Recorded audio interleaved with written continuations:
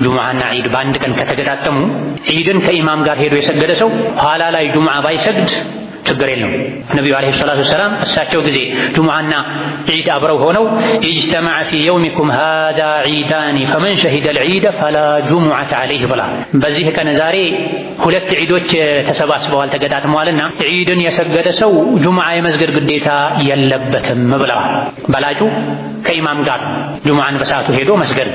በተለይ የተወሰኑ ሊቃውንት አንዱ ሌላኛውን አይተካም፣ ጁሙዓ መሰገድ አለበት ዒድን መሰገድ አለበት የሚል አቋም ያላቸው ሊቃውንት ስላሉ ካልተቸገሩ ሁለቱንም መስገዱ በላጭ ነው። ያልቻለ ሰው ጁሙዓ መስጂድ የሚርቀው ሰው የሚቸገር ሰው ኡድሒያ ለማስተካከል ሰዓት ማይበቃው ሰው ዲን እስላም ገራገር ዲን ነው። እንዲህ አይነት ነገሮችን ከግምት ውስጥ በማድረግ ጁሙዓና ዒድ አንድ ላይ ከሆኑ ዒድን የሰገደ ሰው ጁሙዓ ባይሰግድ ችግር የለውም ተብሏል። ይህ ማለት ግን ዙሁር መሰገድ የለበትም ማለት አይደለም። ጀማዓ መቅረት አለበት ማለት አይደለም። ለመስጂድ ቅርብ የሆኑ ሰዎች ጁሙዓንም ዒድንም ቢሰግዱ መልካም ነው።